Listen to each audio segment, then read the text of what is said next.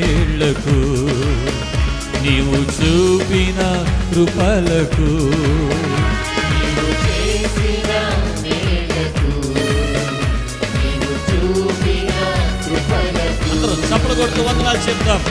వందనం యేసయ్యా